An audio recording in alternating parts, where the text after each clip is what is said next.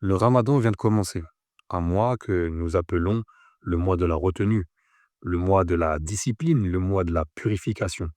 Mais posons-nous une question honnête.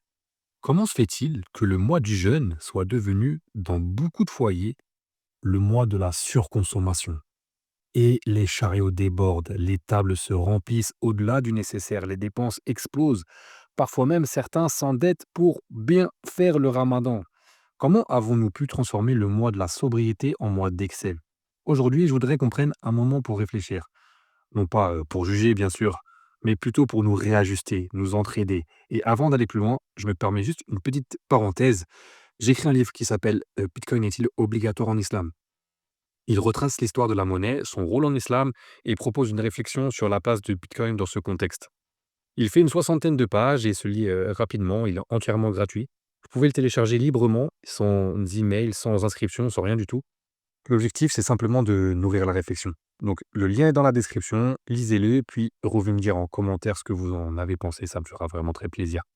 Maintenant, revenons au ramadan. Dans le Coran, Allah dit: Ô vous qui avez cru, le jeûne vous a été prescrit comme il a été à ceux d'avant vous, afin que vous atteigniez la taqwa.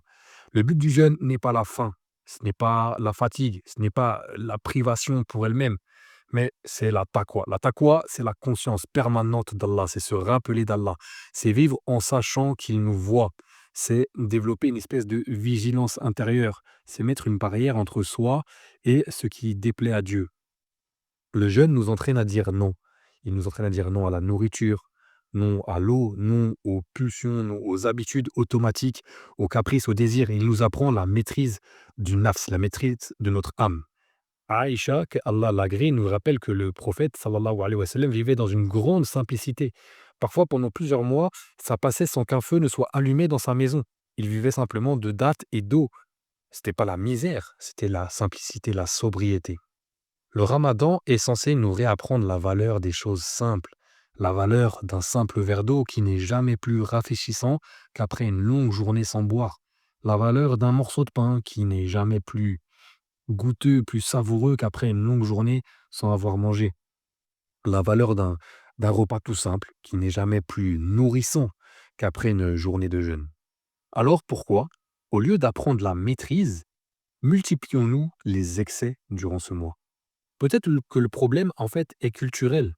Nous vivons dans une société construite sur le regard de l'autre, sur l'image, sur la mise en scène de soi-même. Pendant le ramadan, les réseaux sociaux se remplissent de tables parfaitement décorées, des recettes toujours plus originales les unes que les autres, des pâtisseries ultra sophistiquées, des mises en scène presque irréelles de nos salons et salles à manger. Il faut acheter des ingrédients que l'on va consommer seulement pour ce mois-ci. Il faut décorer sa table, il faut publier son ftour, il faut recevoir dignement. Si nous recevons des invités, alors là, on met le paquet. Il ne faudrait surtout pas donner l'impression de manquer. Mais depuis quand le ramadan est-il devenu une compétition esthétique? Le plus grand danger pendant le ramadan est peut-être la pression sociale. Cette pression subtile qui nous pousse à consommer bien plus que de nécessaire, à dépenser seulement pour l'image, à confondre l'hospitalité et l'ostentation. Et bien sûr, les grandes marques ne s'y trompent pas. Les campagnes publicitaires explosent pendant cette période. Elles deviennent insistantes, permanentes.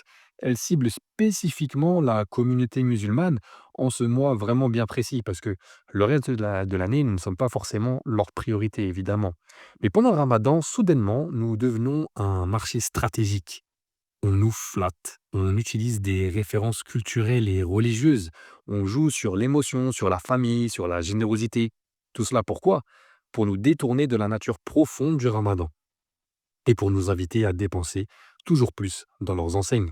Le marketing devient agressif, invasif, calculé. Et si nous ne faisons pas très attention à ça, nous finissons par confondre spiritualité et consommation. Pourtant, dans le Coran, Allah nous dit: «Mangez et buvez et ne commettez pas d'excès, car il n'aime pas ceux qui commettent des excès». Et un petit peu plus loin, dans Surat Al-Baqarah, il me semble: «Ne gaspille pas indûment, car les gaspilleurs sont les frères des diables, les frères des démons». Le gaspillage n'est pas une simple maladresse, c'est une faute morale. Chaque année, pendant le ramadan, des tonnes de nourriture sont jetées à la poubelle, des plats qui ont à peine été touchés. C'est de l'excès planifié. Le jeûne nous fait ressentir la faim et pourtant, certains jettent ce que d'autres auraient supplié d'avoir même une miette. Il y a là une contradiction profonde. Parlons maintenant d'un sujet peut-être encore plus délicat. Certaines familles ressentent une pression énorme pendant le ramadan. Il faut multiplier les plats, acheter des vêtements neufs pour faire, beau, pour préparer l'Aïd avec faste, pardon, au point parfois de contracter des dettes. J'ai déjà rencontré des mères de famille qui m'ont confié être passées à découvert sur le compte bancaire pour faire les courses du ramadan. Comment le mois de la purification peut-il devenir un mois de découvert bancaire? Le prophète sallallahu alayhi wa sallam cherchait refuge auprès d'Allah contre le poids de la dette. Pourquoi? Parce que la dette peut devenir une forme de servitude, peut devenir une pression psychologique, une inquiétude constante, même une humiliation silencieuse parfois. Le ramadan est censé nous alléger et non pas nous alourdir. Le jeûne nous fait ressentir la faim, mais il faut distinguer deux choses. La faim choisie et la faim subie. Nous savons que le ftour va arriver. D'autres ne savent pas si même un repas arrivera aujourd'hui pour finir la journée. Le prophète sallallahu alayhi wa sallam était le plus généreux des hommes. Et il l'était encore plus pendant le ramadan, d'après ce que rapporte les hadiths. Parce que la spiritualité authentique produit nécessairement de la générosité. Il existe donc différents niveaux de pauvreté. Celui qui monte ponctuellement, celui qui vit dans la précarité constante, et enfin celui qui cache sa pauvreté par pudeur. Certaines des personnes les plus nécessiteuses ne demandent rien, sont très discrètes. Le ramadan doit nous apprendre à aiguiser notre regard pour identifier ces personnes et pour leur apporter notre soutien. Et pour cela, nous avons un outil magnifique à notre disposition, la zakat al-fitr. À la fin du mois, nous avons cette obligation qui est la zakat et qui est une purification pour nos manquements que nous avons pu commettre pendant le ramadan, pendant le jeûne. Elle garantit que les plus démunis puissent aussi célébrer l'Aïd dignement. Ce n'est pas symbolique, c'est un mécanisme social puissant.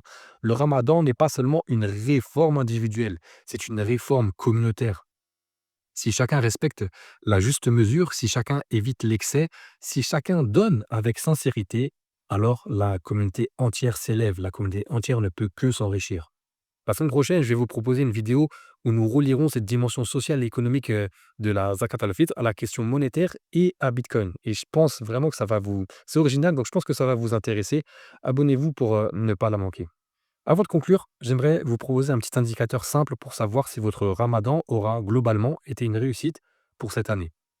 Je vous invite à la fin à regarder votre compte en banque. Est-ce que vous avez plus dépensé qu'habituellement pendant le ramadan? Ou alors reste-t-il un peu plus d'argent à la fin du mois? Avez-vous pu mettre un peu plus de côté?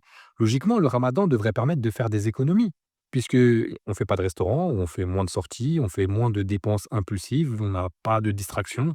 Celui qui fume et qui a lutté contre son addiction, par exemple, n'a pas acheté ses cigarettes hors de prix. La habituelle veine du shopping qui s'est focalisée seulement sur sa foi durant ce mois n'a pas été faire les magasins pour acheter des babioles. Un mois à consacrer à la spiritualité et donc pas à la consommation doit nous permettre de faire des économies normalement. Si malgré ça votre compte est plus léger que d'habitude, alors posez-vous la question. Avez-vous mis la priorité là où il le fallait durant ce mois béni? Le ramadan n'est pas le mois des tables débordantes, c'est pas le mois mais c'est le mois, pardon, des cœurs remplis. Ce n'est pas le mois de l'endettement, c'est le mois de la libération. C'est pas le mois de l'ostentation, surtout pas.